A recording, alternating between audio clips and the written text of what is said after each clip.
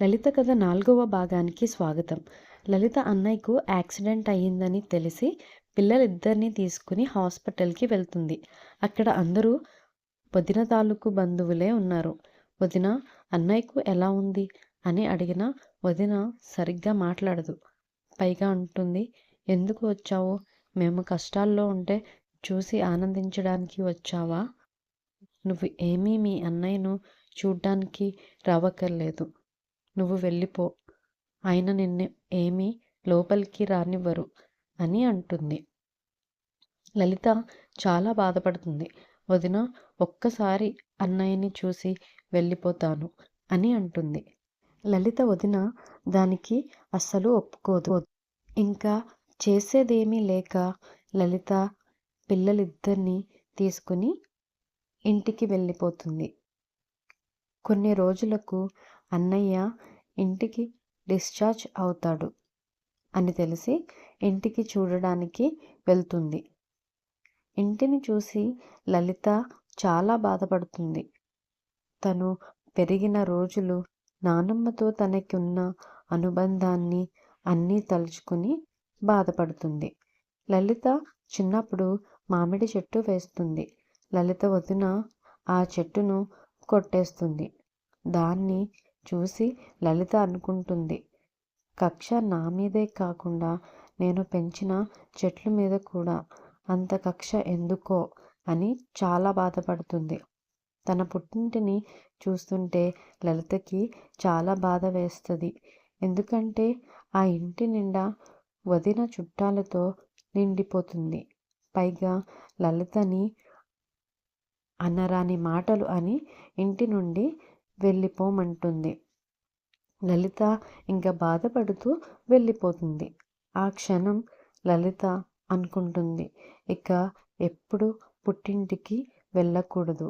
మా అన్నయ్య మారి మన ఇంటికి వెళ్దాం అని ఇంటికి వచ్చి తీసుకుని వెళ్ళేదాకా ఇక వెళ్ళకూడదు అని భావిస్తుంది. లలిత తన తోటి కోడలు వేరే ఇల్లు కట్టుకోవడంతో వారు ఉంటున్న ఉమ్మడి ఇంట్లో తన స్థానంలో వేరే వాళ్ళకి తన ఉంటున్న గదులను అద్దెకి ఇస్తుంది. అద్దెకు ఇవ్వడమే కాకుండా లలిత పిల్లలని ఏడిపించమని చెప్తుంది.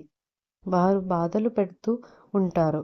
లలిత ఇంకా తట్టుకోలేక ఇంట్లో ఉంటున్న అత్తగారిని గట్టిగా నిలదీస్తుంది. మీరు ఇంటికి పెద్ద అయ్యి ఉండి ఏమీ పట్టించుకోరు ఎందుకు? పెళ్ళికి పనికిరాని మీ కొడుకుకి నాకు ఇచ్చి పెళ్లి చేశారు. అతను నన్ను, నా పిల్లల్ని ఏమీ పట్టించుకోడు, ఏమీ ఉద్యోగం చేయడు. మీరు ఏనాడైనా పట్టించుకుని అడిగారా? మీకు 4 పిల్లలు, అందరూ సమానం అని అనుకోవాలి. మంచి చెడు ఏంటి అనేది తల్లే కదా పిల్లలకి చెప్పాలి. మీరు ఎప్పుడు మీ అబ్బాయికి చెప్పకపోగా చెడు చెప్తూ పెంచారు. పైగా నా భర్తను ఒక పనివాడిలాగా పెంచారు. నేను, నా పిల్లలు మీ అబ్బాయి వల్ల ఏమాత్రం సంతోషంగా లేము. ఏదో నా పిల్లలతో ఇంట్లో ఉంటున్నాను. మీ కోడలు ఇల్లు కట్టుకుని వెళ్ళిపోయింది. తన స్థానంలో వేరే వారిని పెట్టి చాలా బాధ పెడుతుంది.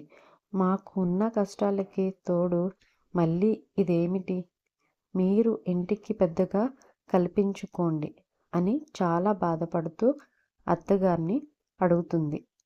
అత్తగారికి ఏం అనిపించిందో ఏమో, ఒక క్షణం ఏం మాట్లాడలేక అలా ఉండిపోయింది. పెళ్ళి అయిన ఎన్ని సంవత్సరాల్లో ఇదే మొదటిసారి లలితతో అత్తగారు అలా ప్రవర్తించడం.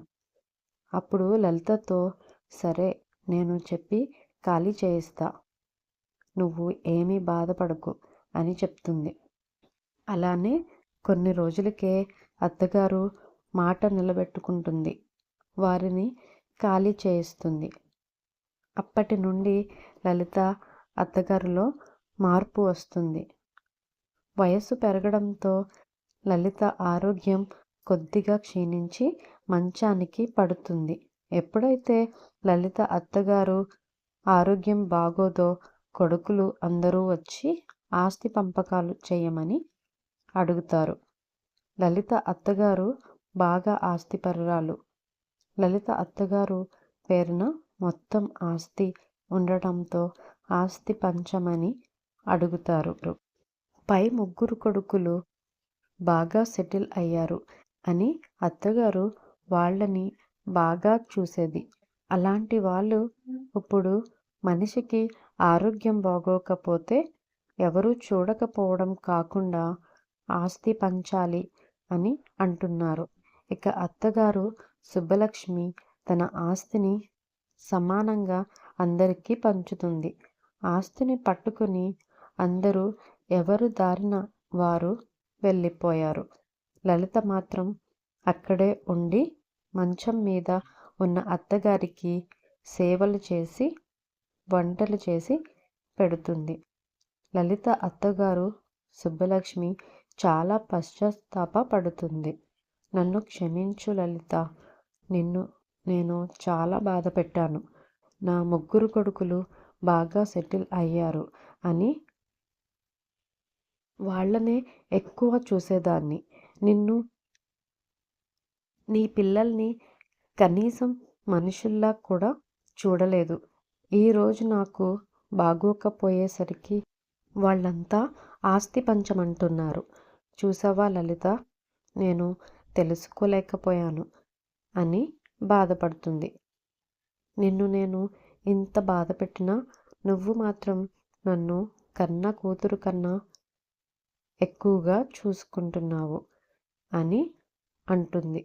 అప్పుడు లలిత అంటుంది, ఆస్తిపాస్తులు ముఖ్యం కాదు, మనుషులు ముఖ్యం అని అంటుంది.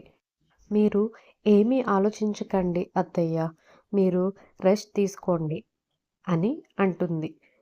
లలిత తన అత్తగారిని కన్న తల్లి కన్నా ఎక్కువగా చూసుకుంటుంది. సమయానికి మందులు ఇవ్వడం, ఆహారం పెట్టడం అన్నీ చేస్తుంది. అలా కొద్ది కాలం గడుస్తుంది. లలిత అత్తగారు ఆస్తులని సమానంగా పంచుతుంది. పంచిన ఆస్తిని భర్త కృష్ణ అమ్మేస్తాడు. లలిత చాలా బ్రతిమాలుతుంది, వాటిని అమ్మకండి, మనం మళ్ళీ ఆస్తిని కొనలేము. మనకి 2 అమ్మాయిలు ఉన్నారు, వారి చదువులు పెళ్ళిళ్ళు ఉంటాయి. మనం ఎలానో కొత్తగా ఆస్తిపాస్తులను కొనలేము.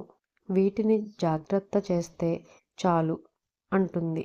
అవేమీ పట్టని కృష్ణకి ఈ ఆస్తి నాది, నా ఇష్టం వచ్చినట్టు నేను చేస్తాను, చెప్పడానికి నువ్వెవరు అని అంటాడు.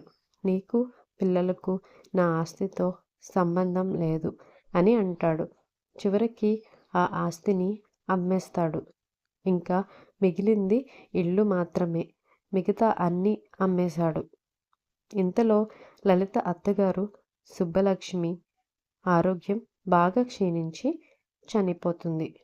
చనిపోయిన రోజు మంచిది కాకపోవడం వల్ల ఆ ఇంటిని కనీసం ఒక 6 నెలలు ఖాళీ చేయాల్సి ఉంటుంది. అయితే లలిత అత్తగారు చనిపోవడాన్ని అస్సలు తట్టుకోలేదు. ఎందుకంటే సుబ్బలక్ష్మి ఈ మధ్యనే మారి లలితని అర్థం చేసుకుని లలిత తన పిల్లలతో బాగా ఉంటుంది. ఇంతలో ఇలా జరిగేసరికి చాలా బాధపడుతుంది. లలిత అత్తగారు చనిపోయిన నక్షత్రం మంచిది కాకపోవడం వల్ల ఇల్లు ఖాళీ చేయాల్సి ఉంది. ఇప్పుడు అది ఒక సమస్య లలితకు. భర్త కృష్ణ ఎలాంటి ఇల్లు మారతాడో, ఎంతకాలం ఉంటారో అనేది మరుసటి రోజు వీడియోలో విందాం.